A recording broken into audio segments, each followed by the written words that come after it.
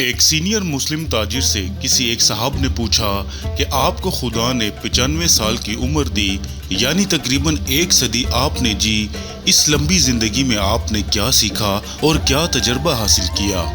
वो ताजिर इस सवाल के बाद 2 मिनट चुप रहे।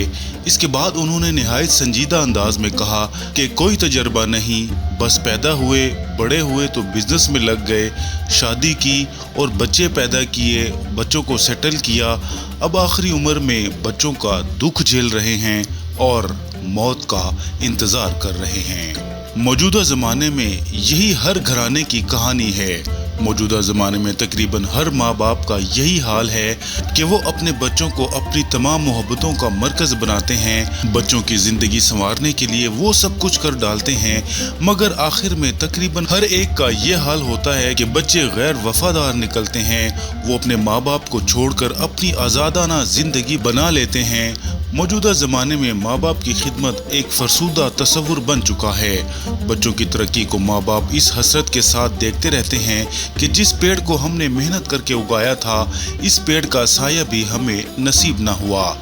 हदीस में आता है कि एक ज़माना आएगा कि जबकि बच्चे अपने दोस्त के साथ हुस्न सलूक करेंगे और अपने माँ बाप के साथ बदसलूकी करेंगे। ये हदीस नबवी मौजूदा ज़माने पर पूरी तरह सादिक आती है। आज सारी दुनिया में अमूमी तौर पर ऐसा ही हो रहा है। इस वाक़े का सबसे ज़्यादा बुरा हिस्सा इन लोगों को मिल रहा है जो सारी ज़िंदगी बच्चों को खुश करने में लगे रहते हैं और आखिर में इनके हिस्से में गम के सिवा और कुछ नहीं आता। मजीद ये कि ऐसे माँ बाप इस हदीस का मुस्तहक हैं जिसमें कहा गया है कि सबसे ज़्यादा घाटे में वो शख्स है जो दूसरों की दुनिया बनाने के लिए अपनी आखिरत को खो दे।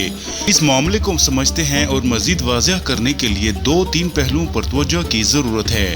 पहला ये कि बच्चों के लिए वालिदैन की मोहब्बत और बच्चों की बेहतरी की तगोदू कोई गलत अमल नहीं, ये ऐन फितरी अमल है। असल मसला तब पेश आता है जब आप इसे ही अपनी ज़िंदगी का मकसद बना लें और अपने असल मकसद से गाफिल हो जाएं। एतदाल ही बेहतरीन राह है और यहाँ भी एतदाल की राह पर चलना ही दुरुस्त अमल है। दूसरा ये कि आप बच्चों की मोहब्बत में हराम हलाल की तमीज़ ही छोड़ दें और बस बच्चों के लिए जो कुछ जैसे तैसे बन पाए इसके हसूल में जुट जाएं। मौलाना ने जो लिखा है कि बच्चे गैर वफादार हैं, तो अक्सर ये मुशाहिदा वहाँ देखा गया है जहाँ औलाद हराम पर पाली गई हो और औलाद की तरबियत पर कोई तवज्जो न दी गई हो। अगर आप इत्दाल की राह पर चलते हुए हलाल पर औलाद की परवरिश करें और इनकी तरबियत पर पूरी तवज्जो रखें, तो कहीं नहीं देखा गया कि ऐसी औलाद से माँ बाप को वो दुख मिले जिनका जिक्र मौलाना ने किया। आज भी रिस्क हलाली पर पली और अच्छी तरबियत याफ्ता औलादें वालिदैन के पाँव धो धो कर पीती नजर आती हैं। तीसरी बात यह है कि एक मुसलमान का इस दुनिया में सबसे पहला और अहम मकसद अल्लाह की रज़ा का हसूल है। ये चीज़ ज़िंदगी के हर मामले में नज़र आनी चाहिए। आप जो कुछ करें वो अल्लाह के अहकाम के ताबे रहते हुए करने की कोशिश करें। आपके लिए हमेशा आखिरत को दुनिया पर तरजीह हासिल होनी चाहिए। अगर आपकी ज़िंदगी आखिरत पर दुनिया को तरजीह देते गुजरेगी तो यकीनन ये घाटे का सौदा है। ऐसे ही लोग सबसे ज़्यादा घाटे में हैं और मरते वक्त पछतावा ही इनका मुकद्दर होता है।